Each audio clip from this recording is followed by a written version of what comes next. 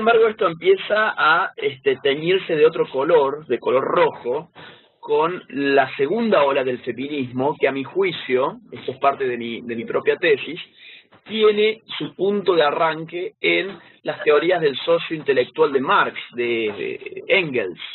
Engels, al poco tiempo de morir Marx, escribió un libro que se llamó El origen del Estado, la familia y la propiedad privada, donde él apuntó allí una frase que me parece que puede explicar bastante los conductos a través de los cuales se movilizó luego el feminismo de segunda ola.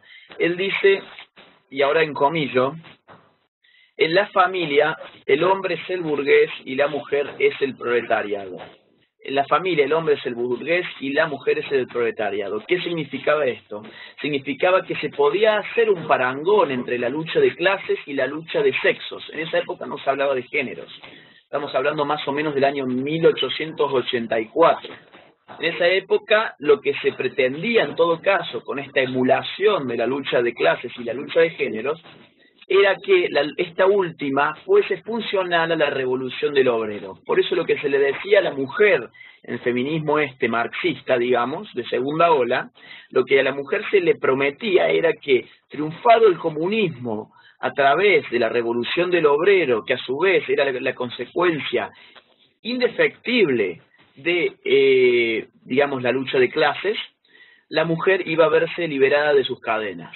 Esto tiene que ver con la teoría social del marxismo, que es muy largo para explicarlo ahora, pero interesa para poder comprender la ideología de género hoy que nos fijemos esta cuestión. El feminismo de segunda ola es un feminismo que posa sus esperanzas liberacionistas en la liberación no del sujeto mujer, en primer término, sino en la liberación del sujeto obrero, de la clase social obrera. Después, obviamente, este paradigma marxista que alimenta al feminismo de segunda ola se cae en picada, y se cae en picada por muchas razones, por razones históricas. La clase obrera deja de tener el peso que tuvo cuando estos textos fueron escritos. La Unión Soviética muestra ser un régimen que no tenía mucho que ver con las promesas proféticas de Marx, y entonces hay un desencantamiento generalizado de la izquierda occidental, sobre todo, con las teorías clásicas del marxismo. El marxismo había prometido revoluciones que en Occidente no se dieron, que en el capitalismo avanzado no se dieron, que se dieron sin embargo en Asia, en regímenes feudales. Entonces la nueva pregunta en Occidente pasó a ser, ¿cómo hacemos para llegar al reino de la libertad del cual hablaba Marx, sin depender más de una clase obrera que no se va a rebelar? Es imposible que en el estadio actual de desarrollo económico esa clase obrera se rebele contra el sistema. Cuando Marx escribía sus textos tenía una frase que pasó a la historia que es algo así, que aparece en el Manifiesto Comunista, que dice: la clase obrera no tiene más que perder que sus propias cadenas. Bueno, en la sociedad actual, estoy hablando de 1950 más o menos en adelante, la segunda mitad del siglo XX, la clase obrera tuvo mucho más que perder que sus propias cadenas, y es por eso que no se levantó. El capitalismo aburguesó de alguna manera a la clase obrera. Entonces la nueva pregunta para la izquierda era ¿cómo hacer entonces la revolución? Y ahí es cuando empieza a surgir lo que yo llamo el neomarxismo. Este neomarxismo es el intento por reemplazar la centralidad de la clase obrera en la revolución marxista por nuevos sujetos históricos que no se determinen por su posición con relación a los medios de producción. Es decir, que no sean clases sociales, que estén atravesados por conflictos culturales. ¿Qué significa esto? Bueno, empezar a generar el conflicto, por ejemplo, de antes, que era un subproducto de la sociedad de clases, según el marxismo, vamos a ponerlo ahora en primer término. ¿Cuál es ese conflicto? El conflicto de los géneros, por ejemplo. Y ahí van a ser la ideología de género en este marco histórico, que me he tomado mi tiempo para poder explicarlo, pero porque es necesario entenderlo para comprender cuáles son los objetivos políticos que están al final de la ideología de género. Es importante reparar, por ejemplo, en libros de aquella época, de la segunda mitad del siglo XX, como por ejemplo El segundo sexo, de Simone de Beauvoir. Ella, que tantas loas cantaba la revolución cultural de Mao Zedong, por ejemplo, dijo, bueno, voy a escribir un libro sobre el segundo sexo. ¿Cuál era el segundo sexo? Era la mujer. obviamente. Y lo que pasó a la historia de ese libro fue una frase que yo creo está un poco en las entrañas de la ideología de género de hoy. Lo revolucionario de Simone de Beauvoir fue que dijo lo siguiente, y en comillas: no se nace mujer, llega una a serlo. No se nace mujer, llega una a serlo. Esto significa, no importa lo que el ser humano trae por naturaleza, sino que importa lo que se ha hecho del ser humano. Como Y construcción. acá, Digamos. exactamente, la construcción cultural del ser humano. ¿Cuáles son las implicancias políticas de esto en el marco que estamos analizando? Es decir, en el marco de una izquierda que empieza a perder el sustento práctico que un paradigma perimido le confería. Lo que brinda es la capacidad ya no de mirar las relaciones de tensión económica en la sociedad, de contradicción económica, es decir, entre el obrero y el burgués, sino empezar a crear relaciones de tensión cultural, entre ellas la tensión entre los géneros, y apuntar como responsable de esa tensión, de esa contradicción, no ya más necesariamente y exclusivamente a un sistema económico, el capitalismo, sino también a una cultura que mientras el capitalismo explota, la cultura oprime. ¿Cómo oprime? Asignándonos roles de género que están dispuestos para la reproducción de un sistema económico que va a empezar a denominarse ahora el heterocapitalismo. Fíjate cómo estas piezas del rompecabezas que estoy intentando armar empiezan a cuadrar porque dan forma al discurso político que estamos viviendo hoy. Esta tercera ola del feminismo, que es precisamente la de la ideología de género, se va a ir exacerbando cada vez más. Vamos a pasar por otras autoras francesas como Monique Wittig, donde ella va a anunciar, por ejemplo, que la mujer en verdad no existe. Eso dice ella, ¿no? Y entonces uno se pregunta ¿por qué? ¿Cuál puede ser el interés de un intelectual tan importante para el feminismo como Wittig de anunciar que la mujer, es decir, el sujeto político del feminismo, no existe? Bueno, es muy simple, se explica a través de los postulados filosóficos de la ideología de género. ¿Cómo? Bueno, porque si la mujer ya no existe, podemos desesencializar digamos, el movimiento del feminismo para que en él puedan caber otros sujetos no necesariamente mujeres. Por ejemplo, homosexuales, por ejemplo, gente que es transgénero, como se le llama hoy, bisexuales, pedófilos incluso de muchos países. Entonces, esto es importante, ¿no? Porque ya asistimos a las consecuencias políticas de aquella concepción filosófica de que la mujer no nace, sino que se hace. Eso es la ideología de género. Y déjenme que lea la última referencia, porque estos temas son temas académicos, intelectuales, que necesitamos conocer para poder explicarnos y explicar después cuáles son las consecuencias prácticas que vivimos hoy. La última de los grandes gritos académicos en términos de ideología de género ha sido Judith Butler, una californiana que ha escrito un libro muy famoso que se llama El género en disputa. Yo no voy a hablar ahora in extenso sobre ese libro, sino que voy a tratar de resumirlo con la frase más llamativa que a mi juicio tiene, que es la siguiente, en comillas: en verdad, el sexo siempre fue género. Eso dice Judith Butler y da hoy conferencias y cátedras en todo el mundo. En verdad el sexo siempre fue género, significa, en verdad la sexualidad humana no se puede explicar, no es explicada ni es determinada en absoluto por la naturaleza humana, sino que es explicada simplemente por una construcción cultural a la cual tenemos que atacar. Pues bien, esa es la ideología de género y su genealogía ideológica.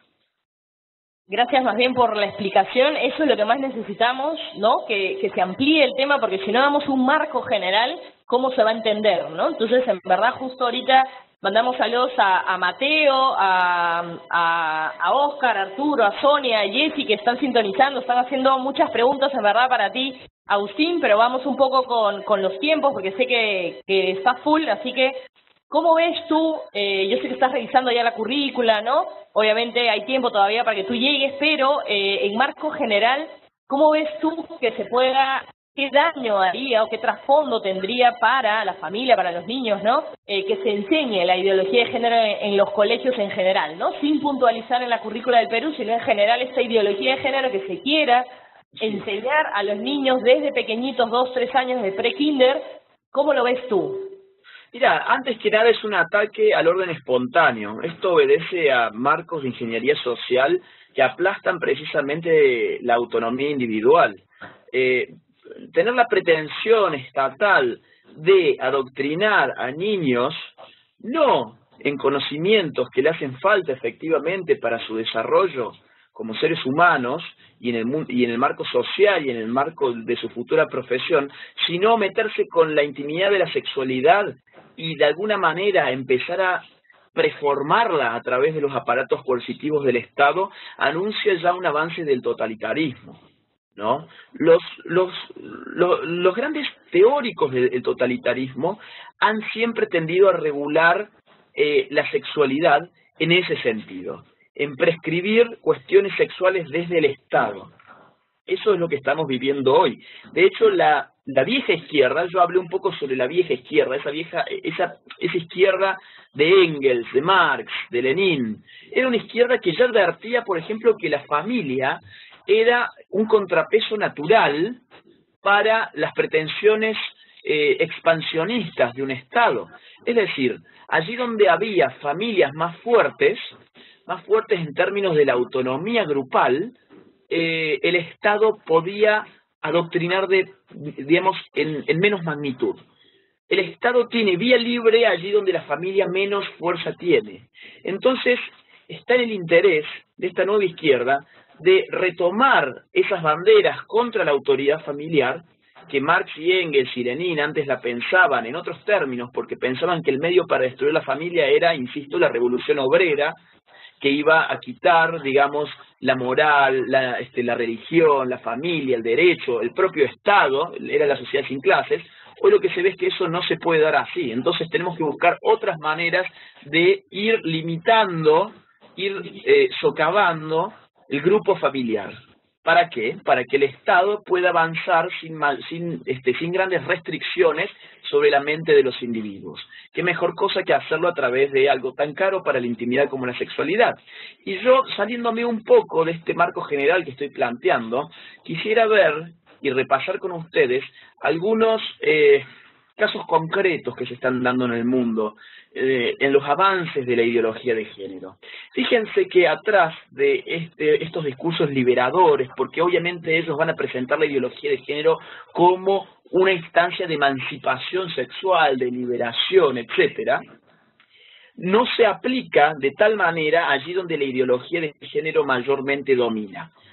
Déjenme que ponga unos ejemplos. Hace más o menos 2 semanas, la Asociación de Médicos Británicos, amparadas por el Estado británico, por supuesto, ha sacado una nueva guía para los médicos en la cual se prohíbe decir la palabra mamá, papá, hombre o mujer. ¿Por qué se prohíbe? Porque supuestamente puede vulnerar la identidad de género. ¿A raíz de qué pasó esto? Bueno, a raíz de que una mujer que fantasea ser un hombre, es decir, lo que conocemos hoy en día como una travesti o una transexual, quedó embarazada. Entonces ahí está de nuevo la fuerza de la naturaleza, ¿no? Por más que esa mujer fantasee, y tiene todo el derecho a hacerlo, tiene todo el derecho a fantasear ser un hombre, yo en eso no me meto, pero digo, la fuerza de la naturaleza es tal que esa mujer que fantaseó ser un hombre quedó embarazada y entonces tuvo que ir a un hospital. Y entonces cuando le dijeron que iba a ser mamá, ella dijo, espere un segundo, ¿cómo que mamá? Si yo me autopercibo como un hombre. Entonces ahí vino este conflicto, digamos, de género, que en realidad es un conflicto entre la realidad y la fantasía. La realidad es que esa mujer era una mujer y que estaba embarazada. Y la fantasía es que esa mujer fantaseaba con ser un hombre. Pero la realidad se antepone a la fantasía. En primer término, yo diría que no habría mayores inconvenientes, más que inconvenientes individuales para la persona que fantasea y para la persona que vive al margen de la realidad. Sin embargo, hay un problema cuando el Estado es el que se mete y quiere hacernos partícipes a todos de manera coercitiva en virtud de las fantasías ajenas. No hay mejor ejemplo que ese, el Estado dictaminando que los médicos ya no pueden hablar en términos que son científicos, por otra parte, de hombre y mujer, de madre y de padre. Ya no se puede hablar con esos términos para no ofender a las personas que fantasean con ser lo que no son. Otro ejemplo, de hace muy poco tiempo. Fíjense ustedes, hubo en Madrid, creo, o en Barcelona, un camión de hazte oír, un bus, que decía algo así como los niños tienen pene y las niñas tienen vulva. Eso es una evidencia científica. Si uno va a estudiar la carrera de medicina, que es justamente con la cual los profesionales de la salud se forman para poder atender y cuidar y sanar nuestro propio cuerpo, si a alguien de allí uno va a rendir un examen de medicina y dice que un niño no tiene pene y que una niña no tiene vulva, evidentemente lo que va a sacar es un 0, va a ser aplazado. Y sin embargo, el Estado de España, amparado, digamos, y hegemonizado por la ideología de género, ha quitado de circulación coercitivamente a este camión, a este bus, porque les resultaba ofensiva una evidencia científica que estaba plasmada en el discurso que de manera, digamos, como de una suerte de marketing, este camión ponía en sus chapas, ¿no? Entonces, ¿no? Lo tiraron ahí, lo quemaron, sacaron unas fotos ahí terribles. Mira, yo creo que esa foto de que le salieron era falsa. La información clara que yo tengo es que lo quitaron de circulación, que un fiscal, a través del poder del Estado, quitó de circulación ese autobús, que lo único que afirmaba eran cuestiones que un médico, por ejemplo, tendría que rendir bien en su carrera de medicina. Es decir, estamos hablando de ciencia, pero la ideología justamente es eso, acomodar la realidad, no en términos de lo que la realidad humana es, sino acomodarla en función de las fantasías ideológicas que la propia ideología prescribe. Ese es el peligro. Y hay muchos más datos, déjenme que les arroje algunos más, ¿no? Tenemos en Francia, fíjense cómo el Estado también se empieza a meter en la manera en que hablamos. Hay ciertos pueblos de Francia que están prohibiendo que se utilice la palabra mademoiselle. ¿Qué significa esta palabra? Y perdón por mi francés, tan malo, ¿no? Pero mademoiselle significa señorita. ¿Y por qué tiene el interés el Estado de prohibir que se diga esa palabra en su territorio? Porque dicen que no existe el correlato masculino de señorita, es decir, no existe el señorito. Entonces, eso sería una forma de agresión de género, de violencia de género. Entonces, las personas ahora tienen que pensar 2 veces si dicen la palabra mademoiselle o no, porque el Estado puede caerles encima. Y hay casos mucho más graves de gente que se ha enfrentado a la ideología de género y ha terminado presa. Está el caso que yo lo comento en mi libro de un canadiense que discute con unas feministas a través de la red social Twitter, y que el fin de esta historia es que el tipo acaba encarcelado durante 6 meses, pierde su trabajo, pierde su vida, digamos, pierde su vida, 6 meses encarcelado por discutir con feministas por Twitter. Entonces lo que estamos viendo es un movimiento cada vez más totalitario que se ampara, sin embargo, en un discurso liberacionista, completamente falaz, por supuesto, porque a lo que apela es a los resortes represivos del Estado para hacer de su hegemonía para hacer de su ideología cosa hegemónica. Y por otro lado, estamos viendo también un discurso totalitario en el sentido en que son minorías que se arrogan la representación de la totalidad. ¿Qué significa esto? Por ejemplo, el pasado 8 de marzo yo advertí de antemano, y después se confirmó, que estos grupos iban a lanzar consignas en donde iban a tratar de equiparar la identidad feminista de la identidad mujer, como si toda mujer fuese necesariamente feminista. Entonces, ¿qué hacían? Bueno, en sus pancartas ponían, por ejemplo, las mujeres estamos en contra de Macri. Y yo me preguntaba, ¿no hay acaso en el PRO, que es el partido de Macri, muchas mujeres? ¿No es la vicepresidenta de Macri una mujer, por ejemplo?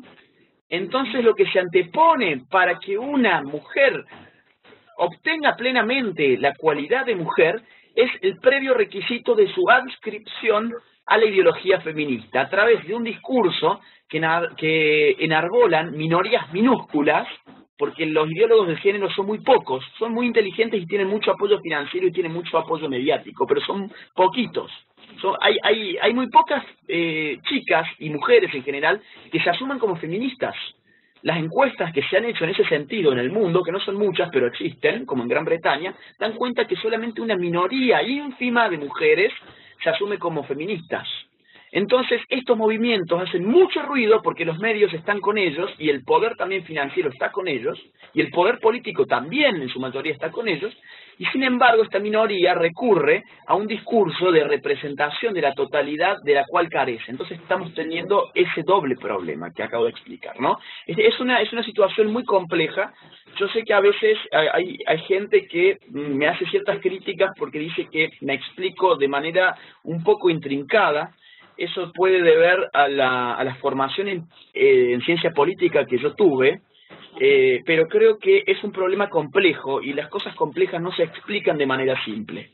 Se puede reducir a la propaganda y a un eslogan en términos simples, pero si el objetivo de este diálogo es que tengamos una comprensión a fondo de lo que vivimos, voy a tener que ser necesariamente complejo en la forma en que hablo. Sí, Agustín, más bien te agradecemos, ¿no?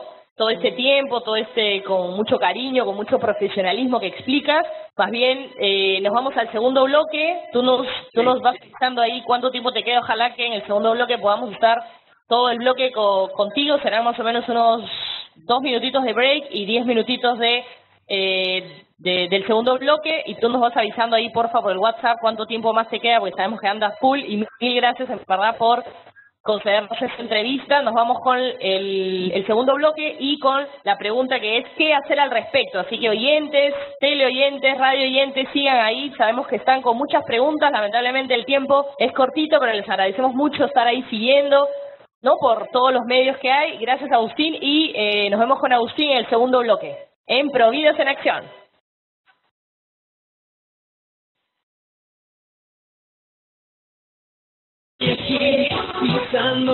Volvemos aquí en su programa Providas en Acción. Gracias por la espera. Tiene una canción muy bonita también que acompaña siempre nuestro programa.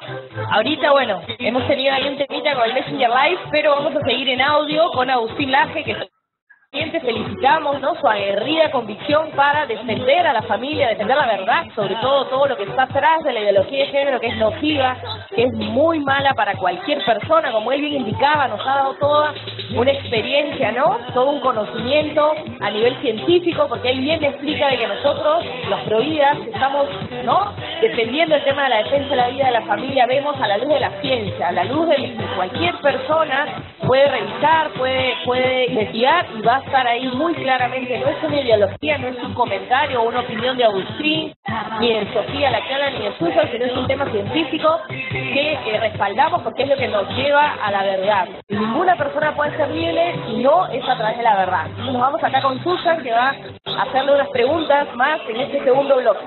Bien, bueno, sí, agradecer nuevamente a Agustín. Y bien, nos has venido hablando sobre el tema de género, de dónde nace, cómo es una construcción social y también cómo se va dando en el mundo. Y acá nuestro Messenger está colapsando del programa, que por ejemplo mandamos saludos a Marilyn desde Arequipa, que nos está haciendo una pregunta, un poco entrando al tema de los todos. Ella nos dice, ¿cuándo se pervierte y por qué se pervierte el feminismo de la primera ola? Bueno, ¿se puede bajar un poquito la música? Así sí. Ahí está. ¿Pueden bajar un poquito la música? Sí, ahí están. Ya. Gracias, porque acá la escuchaba muy fuerte y no me podía concentrar. No hay problema. Bueno, antes que nada tengo una buena noticia, que es que acabo de posponer la otra nota que yo tenía para la revista Caretas para la noche, así que puedo quedarme un rato más con ustedes. Excelente. Tenemos aquí. No, por nada. Nos quedamos hasta las 6 de la tarde con Agustín Laje. No, mentira. Solo que vamos a poder absorber unas cuantas preguntas más. Si quieren, la pregunta que había quedado en suspenso en todo caso, entonces la podemos retomar al último, para que pueda responder esta otra, que era ¿qué se puede hacer? Voy a responder cómo se pervierte el feminismo de primera ola. Bueno, esa es una pregunta bastante difícil. Yo creo que tiene que ver más bien con el agotamiento de sus demandas. Es decir, cuando un movimiento político se estructura en función de ciertas demandas y ciertas consignas que finalmente se institucionalizan, ese movimiento político deja de tener sentido, al menos en esos términos. Lo que pasó con el feminismo de primera ola es que la mayor parte de su lucha tuvo un final feliz.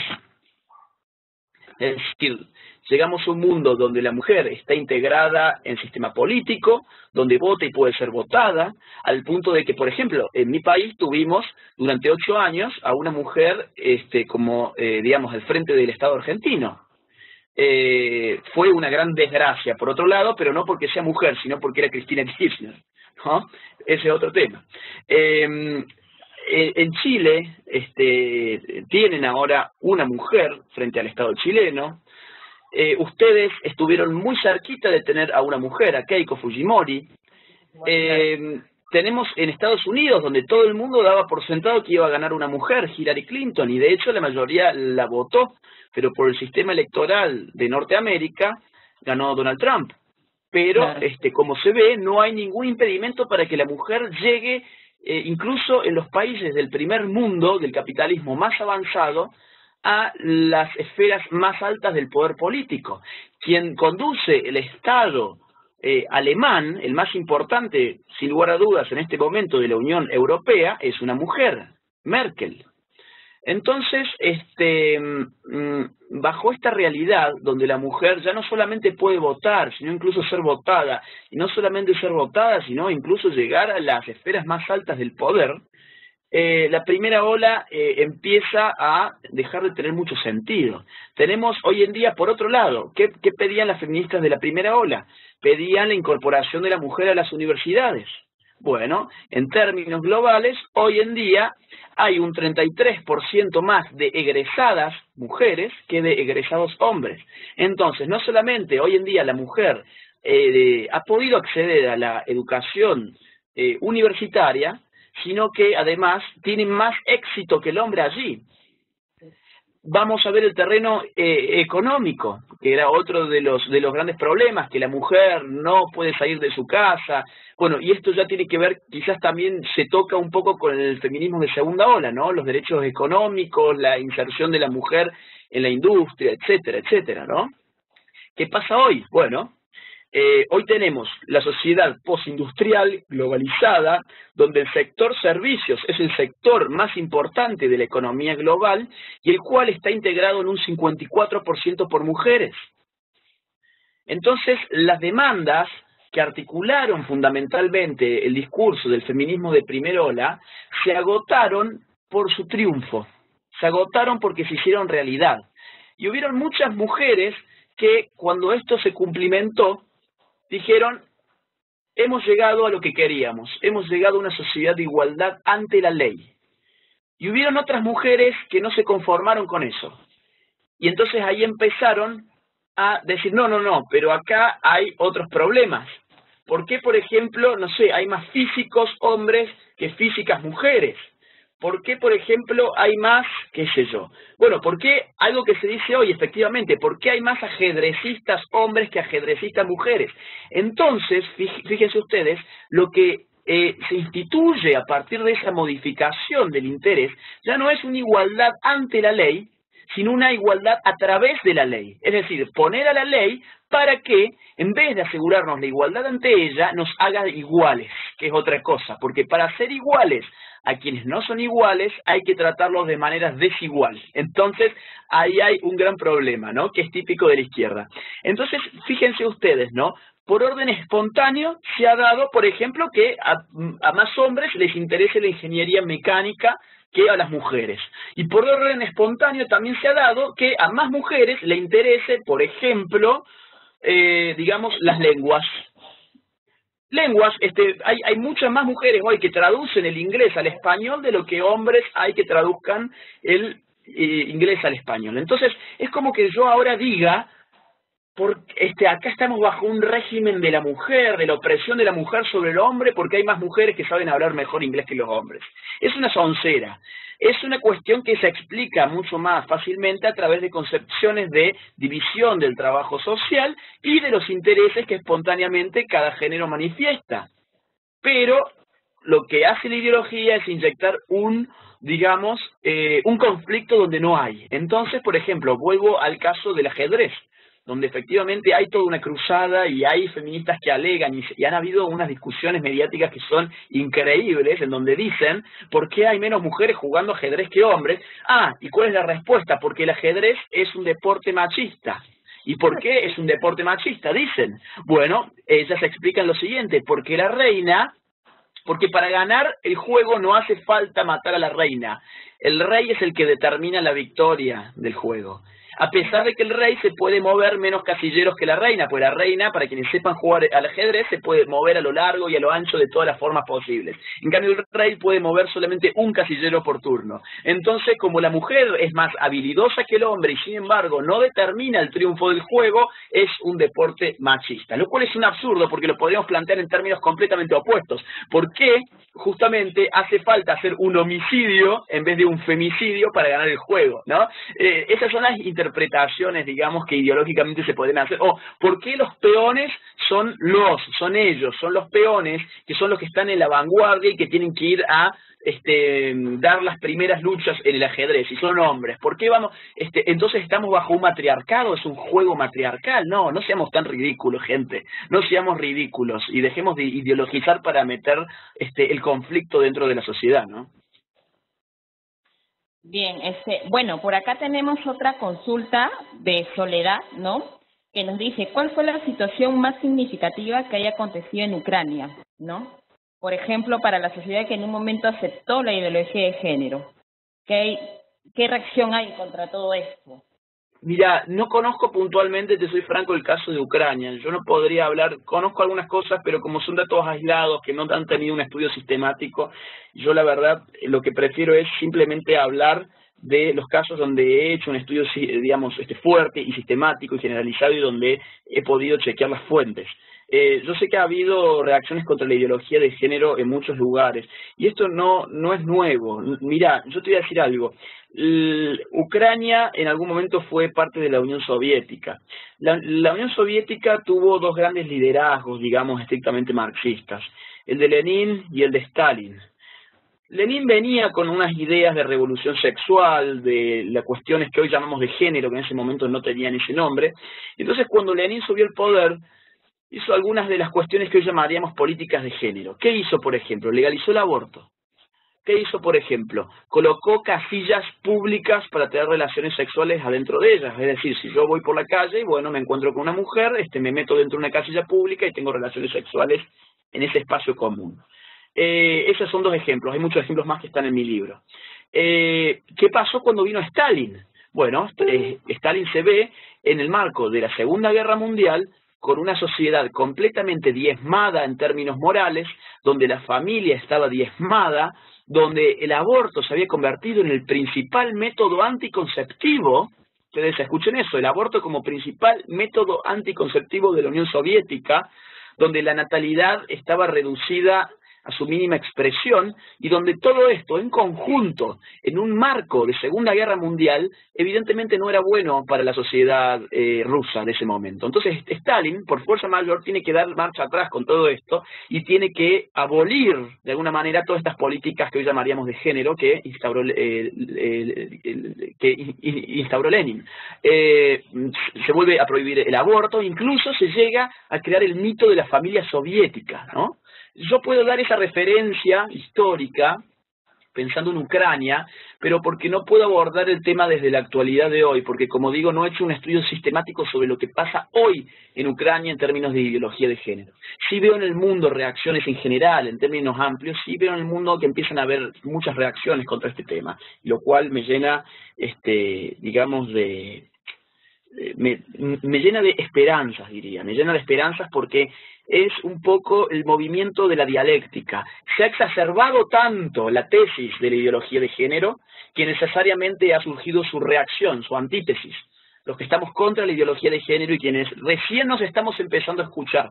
Pero es una marcha muy larga, y que necesita de mucho esfuerzo porque estamos en minoría en términos de la capacidad logística, de la cantidad de recursos que manejamos y del apoyo mediático y político que tenemos.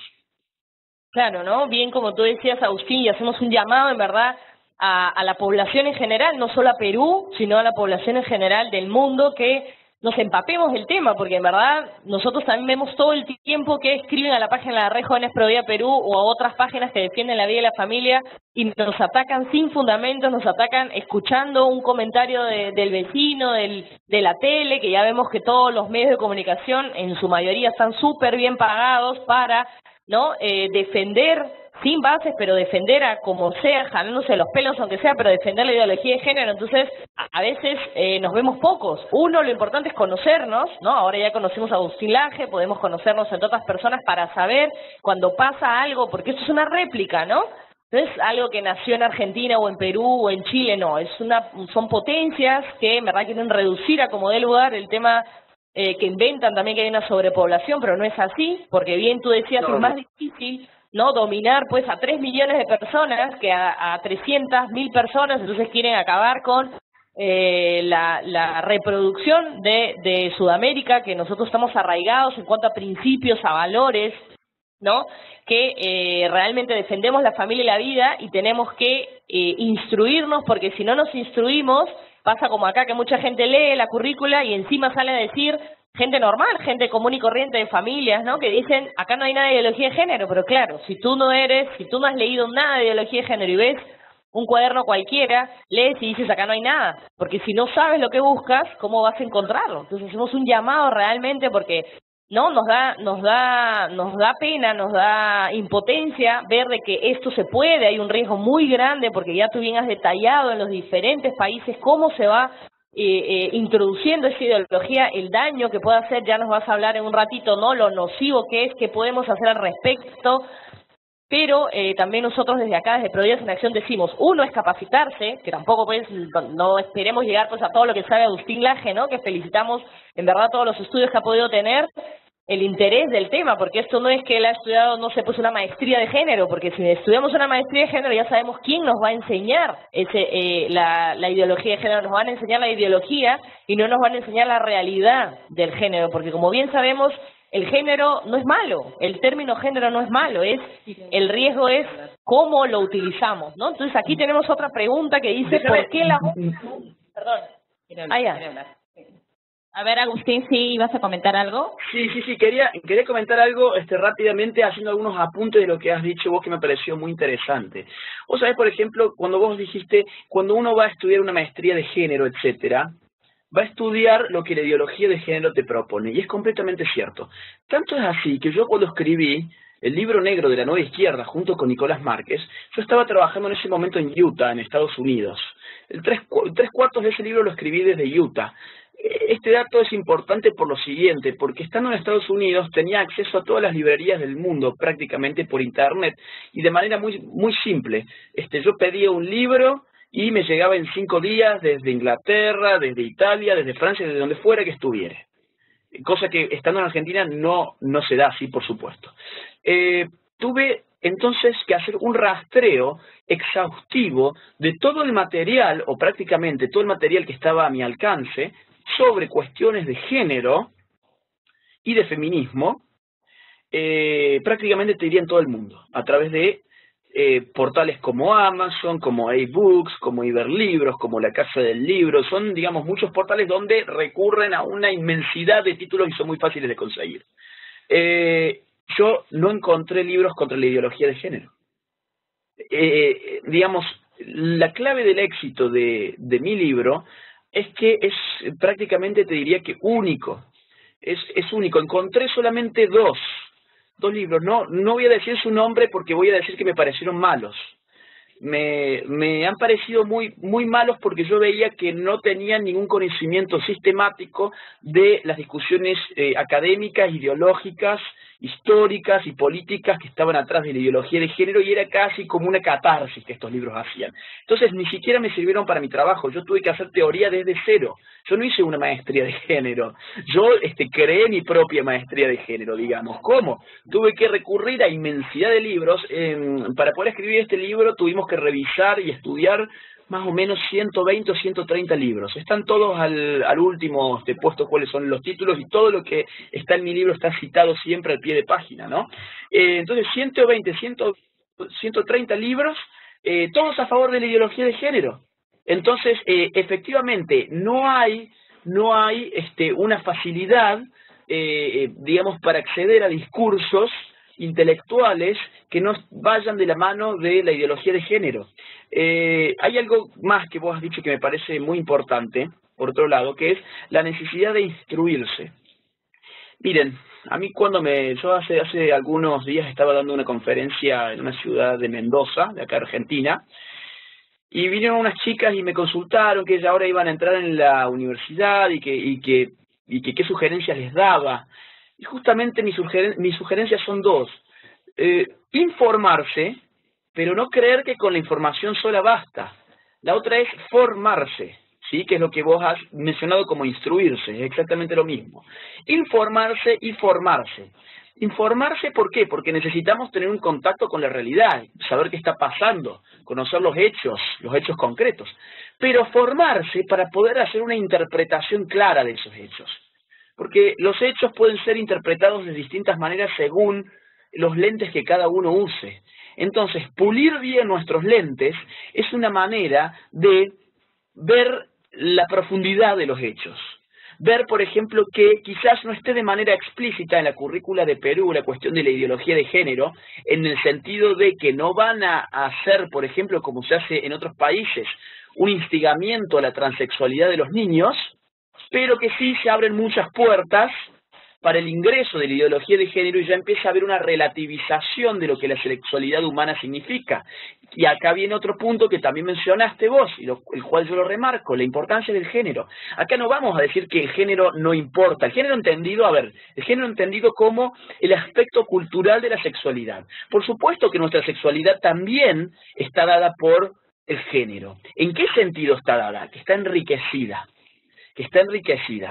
Porque si no apeláramos a la cultura también en el sentido de antes apelar a la naturaleza para explicar la sexualidad humana, entonces no tendría mayor significación la relación sexual que podemos tener entre seres humanos de la que pueden tener nuestros perritos en el patio de nuestra casa.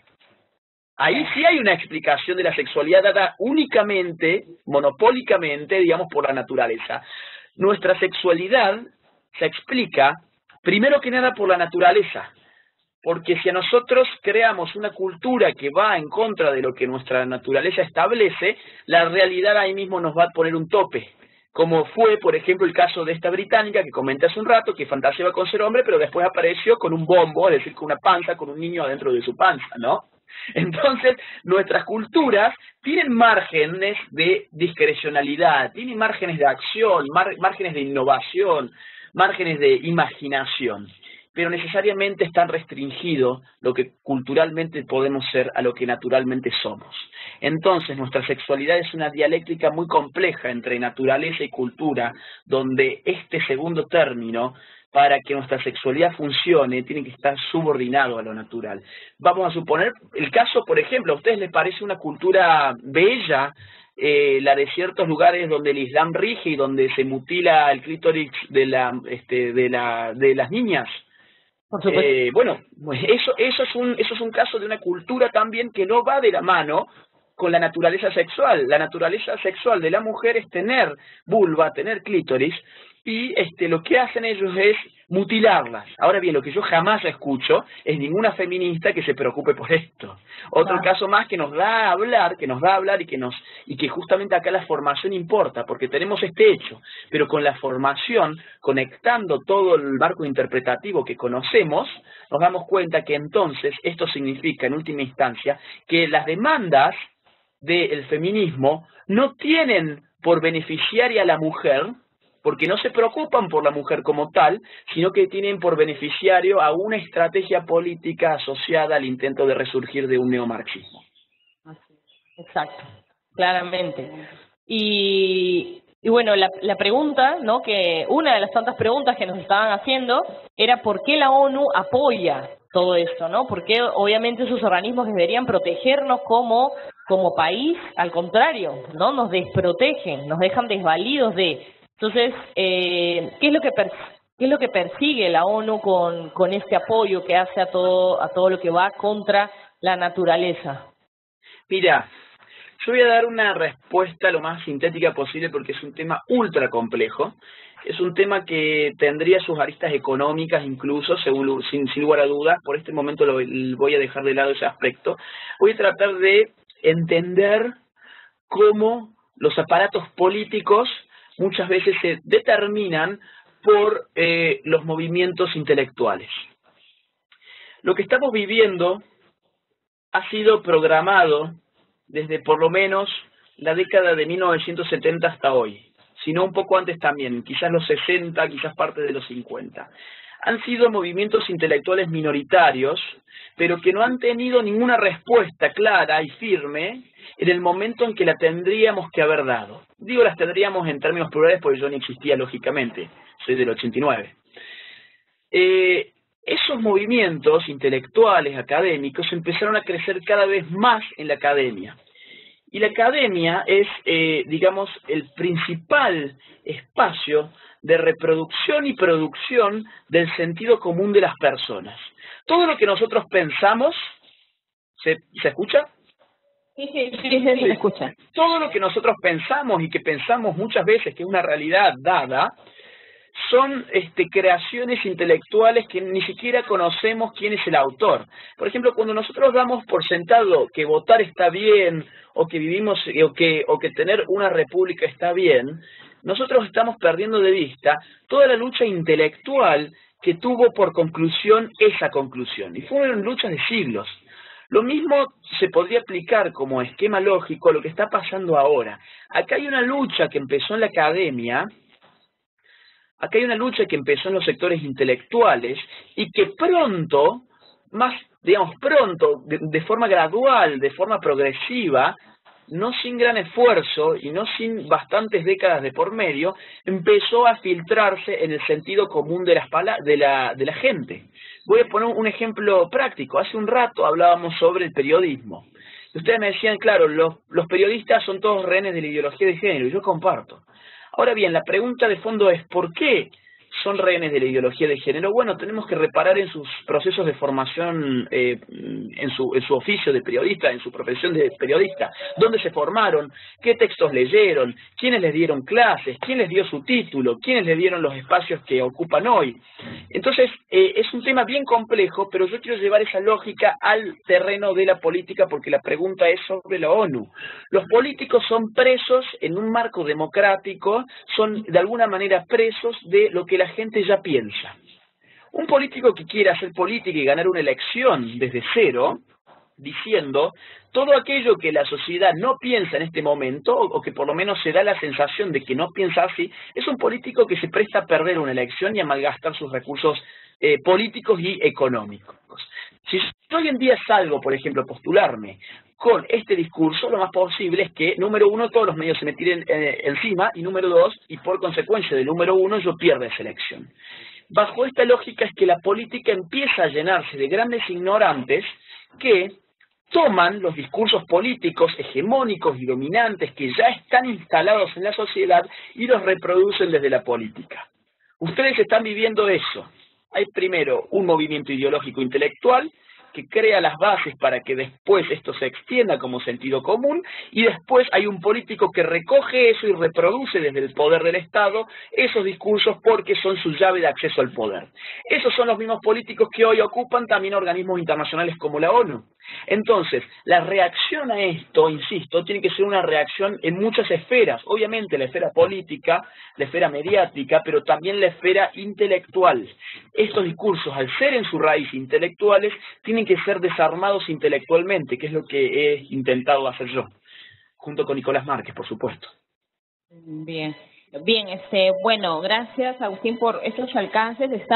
Ahorita entramos a una pausa, a escuchar unas canciones, regresamos al tercer bloque. Al tercer y último bloque. Así que ahí vamos a hacerte un par de preguntitas más y, bueno, lamentablemente con todas las preguntas que están poniendo los chicos a través de Radio TV Haciendo Líderes, van a quedar cortas, pero no sé si podemos contar, te las pasamos por el WhatsApp y dependiendo de tu tiempo, tú nos vas absolviendo las dudas y las que alcances a resolvernos, les podemos ir mandando a todas las personas que nos están siguiendo y nos están haciendo una y otra pregunta.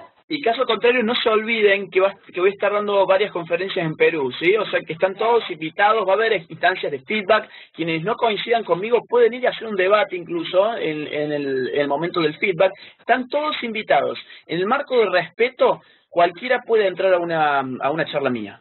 Y esto, Agustín, es el 19, ¿no es cierto? El 19 de abril. Así es. Claro, la charla principal en Lima es el 19 de abril. Y después habrá varias conferencias más en el interior de Perú, pero yo no tengo la agenda de eso, así que tienen que hacer un contacto con una dirección de mail que es contacto@fam.p. Ahí consultan todo, ahí se inscriben, porque también es con inscripción, hay muchísima gente intentando inscribirse, como 1000 personas. Sí. ¿No? Entonces, contacto@fam.pe es donde se tiene que contactar. Exactamente, manden un mail ahí, consulten las fechas, consulten cómo adquirir su ingreso, etcétera. Y ahí vamos a poder dialogar todo lo que quieran. Excelente, ya escucharon a Agustín, así que a ponerse las pilas, chicos. Sabemos que hay más de 1000 seguidores que están ahí viendo cómo inscribirse y ya los vamos a estar ayudando con eso también, pero a través de contacto@fam.pe. Entonces nos vemos en el tercer bloque con Agustín y el bloque final. Gracias.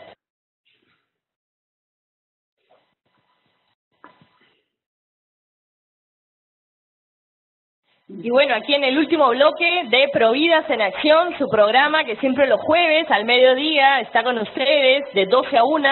Y bueno, aquí Susan les va a hacer algunos alcances también, que seguimos acá con Agustín Laje, a quien en verdad le agradecemos mucho el tiempo, mucho tiempo que se ha tomado con nosotros. Y bueno, esperamos también en vivo estar con él cuando venga el 19 de abril.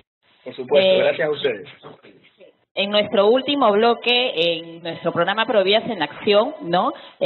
Agustín, muchas personas nos están preguntando de dónde podemos conseguir tus libros, dónde te podemos contactar a través de las redes, porque han quedado muchas cosas inconclusas y quieren comunicarse contigo a través del Twitter, Facebook y los libros, ¿no? ¿Cómo se pueden vender o de dónde los podemos adquirir a través de internet y todo lo demás? ¿Nos podrías dar datos?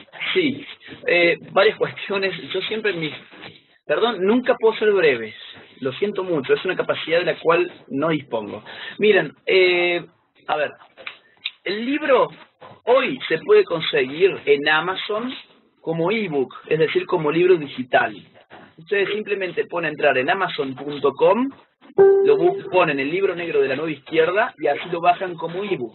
Eso lo pueden leer desde su celular, desde su computadora, desde una tablet, desde un Kindle, desde cualquier lugar, ¿no? Desde su notebook. Y tiene un precio mucho más bajo que el libro físico. Sin embargo, para los que quieran tener el libro físico, les tengo dos buenas noticias. Número uno, vamos a llevar varios libros para poner en la venta en las conferencias que demos en Perú. Agustín, que sean muchos, varios van a quedar cortos, por favor, sean muchos. Vos sabés que justamente te digo varios más que muchos porque no sé bien. Estábamos hablando con Nicolás Márquez ayer sobre cómo trasladar la cantidad de libros que hacen falta. Y yo le digo, mirá, pagando un sobrepeso, pagando un extremado sobrepeso, yo puedo llevar 150 libros. Y vos 150 libros más. Entonces hacemos unos 300 libros, pero claro, ocurre que hay unas 1000 personas por lo menos que ya se quieren inscribir en la charla.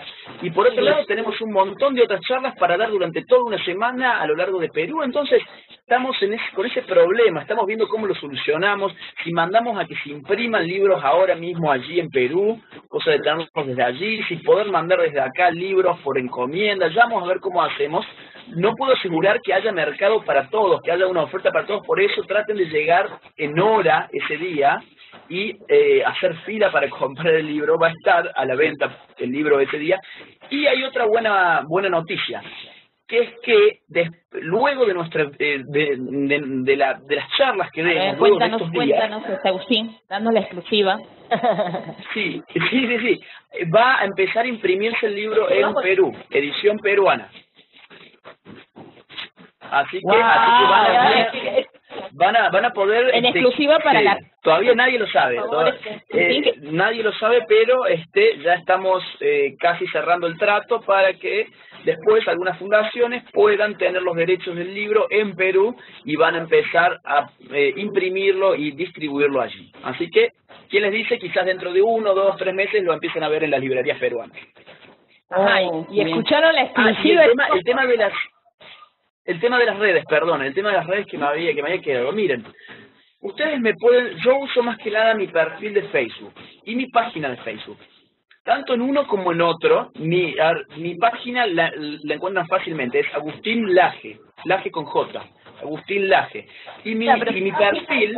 ¿Como amigos o como me gusta? Porque amigos ya nadie te puede poner un amigo porque está full. Síganme por la página porque mi perfil está full. Sin embargo, en mi perfil pueden poner seguir, que no van a ser amigos míos, pero todas mis publicaciones son públicas, entonces como si fuesen amigos míos. Me ponen seguir y entonces pasan ahí nomás a seguir tanto mi página, poniendo me gusta, como mi perfil, que mi perfil es Agustín Laje Arrigoni, que es mi segundo apellido. Agustín Laje Arrigoni. Eso por parte de Facebook. Después, tanto en Instagram como en Twitter, mis cuentas son @AgustínLaje. Así bien fácil, @AgustínLaje.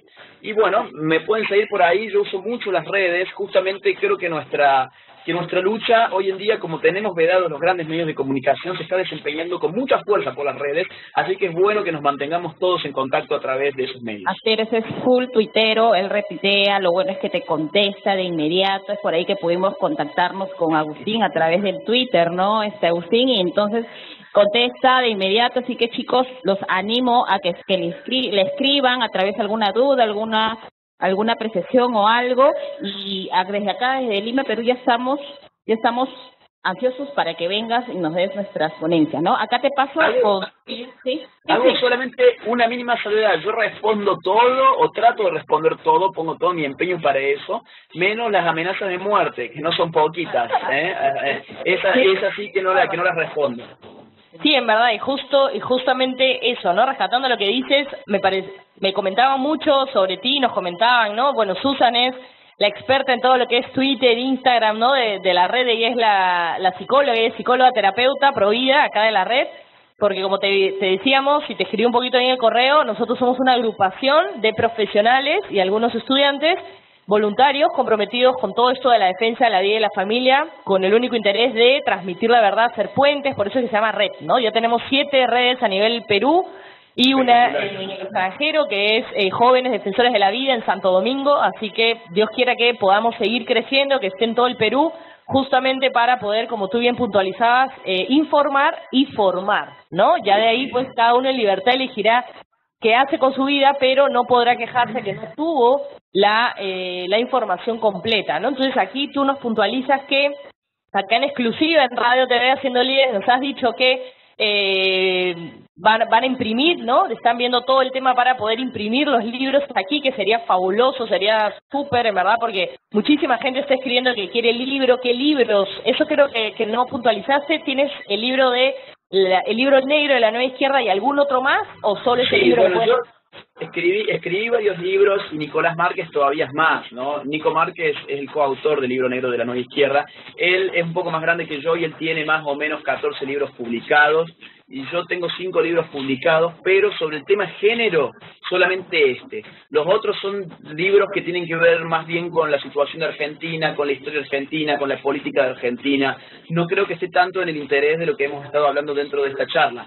Para esta charla yo lo que les recomiendo es tratar de conseguir el libro negro de la Nueva Izquierda. Ya, sí, que ese es el que habíamos puesto también en internet. Entonces, también para informarles a los radioyentes, teleoyentes, que vamos a estar indicando dónde se puede adquirir con toda la información que nos da Agustín. Vamos a publicarlo en Radio TV Haciendo Líderes, en Radio TV Haciendo Líderes Cabina también, que es donde posteamos todo lo que es el Messenger Live y está pasando ahorita en vivo toda la charla.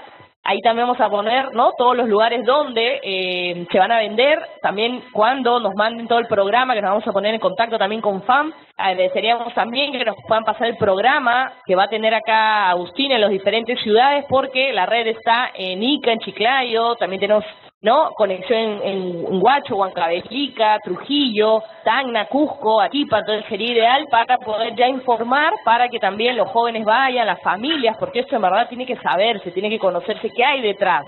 Entonces ustedes saben que nos pueden contactar por www.radiotv.haciendolideres.com, toda la información que quieran. Vamos a estar en contacto también con Agustín dentro de el tiempo que él tenga, porque también para full sabemos que se va a Chile, va a tener conferencias dentro de Argentina, en otros lados, y más con esta charla que nos ha brindado, también seguro que van a querer llevarlo a un otro lugar. He visto también universidades que querían tenerlo, pero bueno, vamos a ver dentro del tiempo que él pueda, ojalá, ¿no? Ahí lo ajustamos en la madrugada, a ver si podemos tener charlas también con él. Todo el día. Cuando vengas a Perú, soy un hombre nocturno, yo vivo por la noche, así que estoy full time, chicas.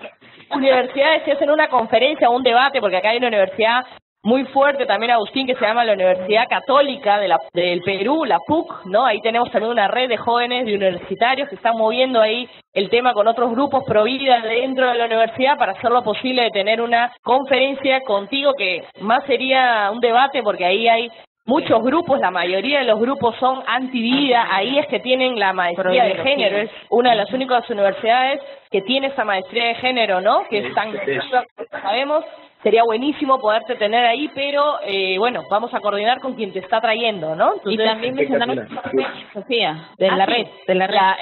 No, nosotros somos la red Jóvenes Pro Vida Perú, nos pueden encontrar en el Face y el programa es Providas en Acción. Se había quedado un mensaje central, ¿no? Que le quisieras decir, Agustín, a toda la gente que nos está escuchando, porque este programa igual está grabado, lo pueden jalar de Radio TV Haciendo Líderes Cabina en el Face, lo pueden jalar por ahí, están colgados ya los 2 bloques anteriores y ahorita colgamos el tercer bloque de cierre, pero ¿qué mensaje en sí, Agustín, les podrías decir a todas las personas que nos están escuchando, por favor? Yo diría, para cerrar, que no tengan miedo. El miedo es el principal arma de la ideología de género. ¿Por qué? Porque nos hace sentir que estamos en lo que en la teoría política se llama la espiral del silencio. ¿Qué es la espiral del silencio? Es la idea de que nosotros somos una minoría, que nosotros pensamos mal, que nosotros estamos en el error, que nosotros somos los inmorales, que nosotros somos los que escandalizamos con nuestras opiniones, que nosotros vamos a contramarcha de lo que el progreso histórico debería ser, que somos medievalistas, que somos retrógrados y esto y aquello. Entonces, bajo esa suposición que es completamente falsa, nosotros nos cerramos discursivamente hacia nosotros mismos. Es decir, estamos en una reunión con amigos, en una reunión con conocidos, y algún tema sobre esto sale a la discusión, y nosotros en general tendemos a quedarnos callados, ¿no? Porque decimos, no, es que debo ser el único que piensa así, debo estar en el error, debo ser la minoría, claro, y no. Evitar conflictos, entonces mejor me callo, ¿no? Sí, no, yo creo que si nosotros queremos dar lucha a estos grupos, no puede ser desde el silencio. Justamente lo que hay que romper es esa espiral del silencio que nos atrapa en una falsa imagen de minoría. Nosotros somos mayorías, somos grandes mayorías pero silenciosas, que nos estamos enfrentando a minúsculas minorías ruidosas que tienen de su lado, insistimos, como hemos dicho a través de todo este diálogo, al poder político, mediático y financiero de su lado.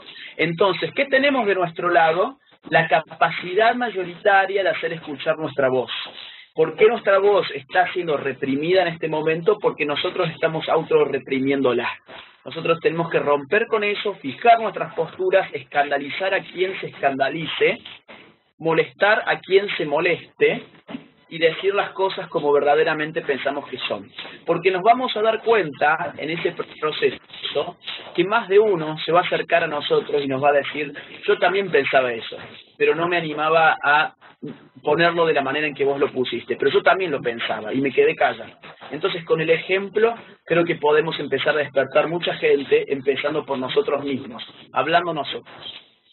Exacto, ¿no? Entonces, bueno, como siempre el tiempo y los recursos nos quedan chiquitos.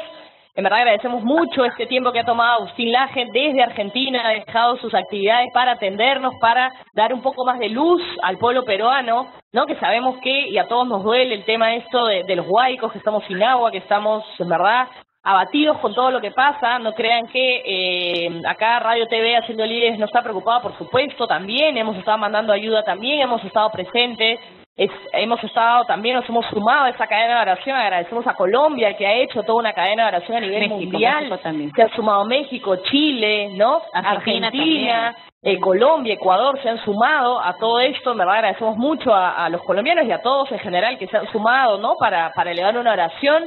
Y bueno, vamos a salir adelante como siempre, porque los seres humanos salimos adelante, ¿no? Y como bien especificaba Agustín Laje, en contra de la naturaleza propia del ser humano no podemos ir. La mujer, así, yo me vista de gato, me vista de rana, ¿no? Igual siempre, si tengo relaciones con un chico y estoy en mis días de ovulación, voy a quedar embarazada, me vista como me vista, ¿no? Agustín se vista como se vista.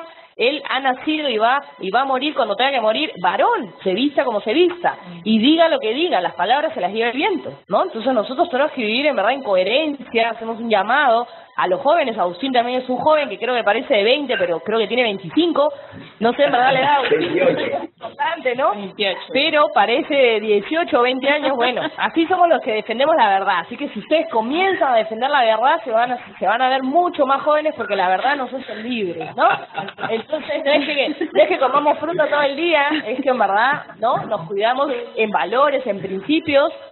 Y no se olviden para ir a INICTEL, a este instituto que está abriendo sus puertas para la verdad, lo está acogiendo Agustín, está acogiendo a FAM, a esta institución o asociación que está trayendo a Agustín, ¿no? Este 19 de abril, pero como dijo Agustín, ahí seguro toda una semana, varios días, que va a estar dentro del Perú, así que muy atentos, Trujillo, Arequipa, Cusco, Chiclayo, todos los departamentos, para poder asistir a estas charlas. También los invitamos a la radio que ha dado esta exclusiva, que nos ha permitido a Agustín dar esta exclusiva con la entrevista antes que esté en Perú, que es Radio TV haciendo líderes.com, ¿no? www, o tal vez a través del Face. En verdad muy encantados de estar contigo, Agustín, gracias por todo ese conocimiento, toda esa disponibilidad, esa sencillez que hemos visto de ti a explayarte en este tema, a absolver las dudas. Y esperamos poder tener una entrevista contigo en vivo cuando estés por aquí. Muchas gracias, chicas. Ha sido para mí un gran gusto poder dialogar durante estos minutos con ustedes. La pasé muy bien, me ha parecido muy buena la nota que me han hecho y sobre todo la valentía que tienen, porque también es bueno que las mujeres, sobre todo, sean las que se pongan a la vanguardia de esta lucha contra la ideología de género, porque no hay que olvidar que las mujeres son las que están intentando cooptar los ideólogos de género, ¿sí? Les mando un fuerte abrazo y espero verlos muy pronto. Así es, Agustín. Gracias por todo, Agustín, y recordemos que se pueden unir a nuestra red de Providas en Acción. Como dijo Agustín, las mujeres tenemos que empezar a tomar un liderazgo pro vida, pro familia. Agustín es pro vida y pro familia, un joven, ¿no? Activista que también es valiente y habla con la verdad, ¿no? Agustín, muchas gracias. Desde ya te estaremos escribiendo por WhatsApp para comprometerte a ver si en Lima nos das un espacio y hacemos una entrevista pues a través del programa, ¿no? Haciendo líderes, ojalá que te des el espacio y en primera fila estaremos ahí escuchando con todo lo de la red, con todos. Con mucho gusto, chicas.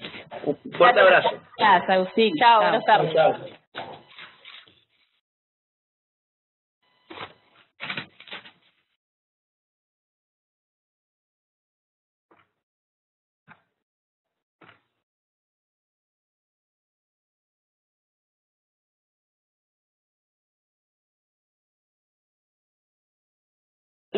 En el Face de Radio TV Haciendo Líderes y Radio TV Haciendo Líderes Cabina. También los invitamos a que vean los videos, los copien, los escuchen. Es muy formativo, como bien decía él, y nosotros también acá en Providas en Acción.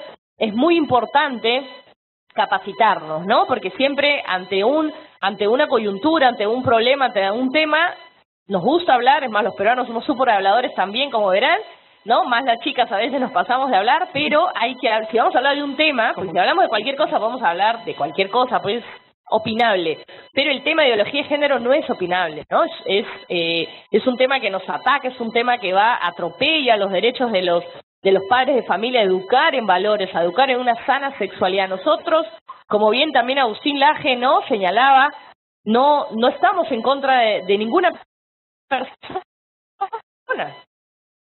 no solo de las personas que defienden la ideología de género. Y como él bien dice, está abierto al diálogo. Nosotros también siempre estamos abiertos al diálogo, ¿no? El 19 de abril, el que se va a presentar en Initel, ahí pueden ir las personas que no están de acuerdo, que opinan distinto, que tienen otro criterio, bienvenidos sean, va a haber un momento de feedback, como él bien lo ha resaltado, y es bueno siempre generar estos diálogos. No queremos que todo el mundo piense A o piense B o Z, queremos que defiendan la verdad, porque si no defendemos la verdad, ¿a dónde vamos a llegar? ¿No? Y estamos viendo, ante los embates de la naturaleza, propia de la naturaleza, ahorita con los huaicos, ¿qué podemos hacer? Nada podemos hacer, ¿no? Y lo ve Trujillo, y lo ve Chiclayo, y lo ve con las inclemencias también de las lluvias, lo ve Ica, lo ve fuertemente Cañete, etcétera. ¿Cuántos puentes se han caído? ¿Cuántas personas? Y nos duele en el alma, en verdad, todas las personas que han fallecido, a todas esas familias. Nos unimos al dolor de estas familias, estamos también orando por esas familias.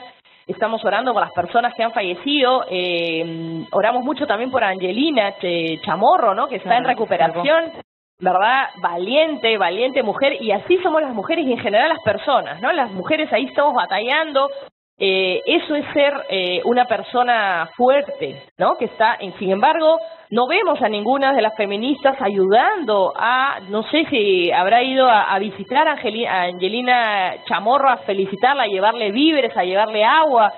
Pronsex, déjala decidir. Bueno, pues Sofía, te comento la noticia de Pronsex, lo que sucedió ahora última, promoviendo los métodos anticonceptivos en estos momentos de sufrimiento. ¿Y qué es lo que decía Susan puntualmente esta nota que la colocó Así Prensa, no? Así es, del link lo pueden bajar de Así Prensa, en su página web Pronsex dice, llama al gobierno de que ellos deben repartir las pastillas anticonceptivas del día siguiente, ¿no? Y métodos anticonceptivos, porque dicen que tal vez las mujeres podemos quedar no embarazar antes o después de la tragedia. Realmente es algo que la gente a través de las redes se ha manifestado y más bien todo lo contrario, no ha recibido críticas porque no puede ser que se aprovechen de la desgracia ajena, de la desgracia de nuestro país, de la desgracia de todo el Perú para promover la cultura de muerte, estos métodos anticonceptivos. No puede ser posible. Más bien las invitamos a nuestras amigas de Pronsex, déjala decidir, Manuela Ramos, a que vayan y se ensucien los zapatos, que vayan y donen, porque esa es la idea, ¿no? Ellas defienden a la mujer, defienden los valores de la mujer, los derechos de la mujer. Ahí hay tantas mujeres que están mal con sus hijos, las invitamos a que se acerquen a estas zonas, en vez de estar promoviendo los métodos anticonceptivos. No se aprovechen de esta desgracia, porque es todo el Perú el que está sufriendo. Claro, y bien como decía Susan, ¿no? Gracias Susan por la nota específica que está haciendo, que sí, en las charlas también quedamos, ella puntualizaba este tema, y si lo analizamos, ¿quiénes eran las que atacaban, no? Y nosotros no somos en ningún partido porque no nos interesa ningún partido, pero puntualizando la verdad, ¿quiénes eran las que salían al no a Keiko? ¿Qué decían? No, porque en el gobierno de Fujimori se ha esterilizado a tantas mujeres. ¡Qué barbaridad! ¿Y qué está proponiendo ahorita Pronsex? Déjala decir, porque sabemos que ellas trabajan de la mano, Manuela Ramos, Flora Tristán, Demus, etcétera, ¿no? Porque son muchos grupos que se suman para llenarnos de mentiras y abusar de las mujeres. La mayor explotación que pueden hacer contra una mujer es el engaño, porque si la mujer no sabe, y en general cualquier persona no sabe la verdad, ¿cómo va a decidir? Como bien puntualizaba Susan, ¿cómo puede ser? ¿Qué está promoviendo puntualmente Pronsex? Está promoviendo, ¿no?, que se esterilice, porque obviamente si tú vas a tomar una píldora anticonceptiva, ¿para qué? Es para cortar la vida, para que no haya más vida. ¿Por qué? ¿Qué están diciendo? Que las personas que están pobres encima, que están en su pobreza y pueden estar pensando con esos 5 millones de dólares que le mandan del extranjero a Pronsex, puntualmente a Manuela Ramos, pueden hacer un montón de cosas. 1 milloncito nomás de soles que llenen de agua, que vean la manera de facilitar ingenieros civiles, de facilitar Caterpillar, que tanta maquinaria se necesita en esos lugares. Por favor, una mano al corazón. ¿Qué hubiera pasado si sus familiares estuvieron en provincia? Como cuando empezábamos la entrevista, ¿qué señaló Susan? Que en Cusco, en Arequipa, en Chiclayo, en Huacho, están llegando Manuela Ramos, está llegando Pronsex. Más de 10 años ya ¿no? Hace 10 años haciendo ¿qué? Tratando de adoctrinar a tantas mujeres, dándole un poco de dinero para que puedan ¿no? Cosechar y sembrar en sus parcelas, pero después les piden otras cosas a cambio. Ya sabemos qué cosas les piden: ideología de género, ¿no? Abortar, ponerse parches, inyecciones. Entonces, ¿realmente ustedes están interesadas en las mujeres o están interesadas en sacar lo más que se pueda a las mujeres? Es decir, cosificar a la mujer. Por favor, ya basta de abuso. Susana Chávez, Verónica Mendoza, Verónica Ferrari, basta. Ustedes son mujeres también, yo soy mujer, Susan es mujer y nos duele todo esto que está pasando en la naturaleza, aunque sea ir personalmente o mandar, ya si ustedes no se quieren embarrar los zapatitos con el barro que hay por todo el Perú, entonces manden ayuda directamente, camiones de ayuda. Hay gente que no tiene con qué bañarse, qué tomar agua, no tienen que comer. Todos nosotros, al menos, pues nosotros somos los beneficiados y no es justo tampoco. Entonces, hablemos con la verdad, un llamado a hablar con la verdad, un llamado a que se hagan presente en esta charla, en esta conferencia que va a dar Agustín Laje el 19 de abril. Si ustedes dicen que defienden la ideología de género, bienvenido, entonces queremos escuchar cuáles son sus propuestas. Con respeto, siempre aclarando que todo es con respeto, con una democracia, no acá nada de insultos ni nada por el estilo, porque hablamos con la verdad. ¿No? Dentro del marco de respeto, como dice Susan, en verdad, acá en Providas en Acción y en cada uno de los programas que tiene la radio, TV Haciendo Líderes, siempre es apertura, ¿no? Tanto escuchar lo que dicen, tratamos de absolver las mayores preguntas que hacen, pero el tiempo es corto, pero sí hacemos un llamado de que tanto hablan, tanto defienden la ideología de género y según ustedes los derechos igualitarios, entonces vayan a la conferencia. Si ustedes no temen y les hacemos un llamado bien puntual a que no vayan, no a desnudarse, a hacer un escándalo, a encender cosas como hacen en Argentina, porque Agustín es de Argentina y basta ver los videos, qué barbaridades hacen las personas que se llaman ¿cómo ofenden? Defensores de la igualdad, pero no hay igualdad si ustedes ofenden la religión de las personas, si ustedes ofenden la misma verdad, ¿no? Porque vemos en todos los videos de estos desastres quiénes son los que están levantando a las mujeres, que están levantando a las personas, que están ayudando en los puentes, que están yendo, ¿no? A ver cómo pueden ayudar a frenar con tantos baldes, con tantas cosas, en verdad, palos, lo que fuera, los embates de la naturaleza. ¿Son mujeres acaso? Hacemos el llamado a Susana Chávez y a Flora Tristaga Manuela Ramos. Son hombres, son varones que por su naturaleza como nacieron son más fuertes que las mujeres, físicamente hablando. Entonces, ¿a qué mujer vemos ahí llevando baldes? No pueden, por su propia naturaleza, que nosotros somos un poco más débiles físicamente, hago la acotación. Entonces, no hablemos de una igualdad que no existe por naturaleza, señoras y jóvenes. No hablemos, no inventemos. Y hacemos un llamado también a todas esas feministas de la Católica, del Perú, de la Universidad Católica. Ya vamos a comenzar con los foros, vamos a comenzar con los debates ahí también, y las invitamos, ¿no? En el marco del respeto. Entonces, ya me están haciendo ahí... Sí, señor, ¿no? Ya vamos cortando todas las señales que ya se nos acaba un poco el tiempo. Así es. Bueno, agradecemos desde ya su escucha. Están invitados para el próximo programa. Vendrán nuevas sorpresas, nuevos invitados internacionales también tendremos. Así que atentos a través del Facebook de la red Haciendo Líderes, del programa, a través de todo, vamos a estar lanzando del Messenger, todo vamos a estar lanzando porque vienen nuevas sorpresas, nuevos invitados extranjeros, así que les saluda Susan Vargas, psicoterapeuta, Provida, Profamilia de la red de jóvenes Provida. Escríbanos, estamos para poder atender sus consultas y Dios los bendiga. Gracias. Aquí se despiden en Providas en Acción.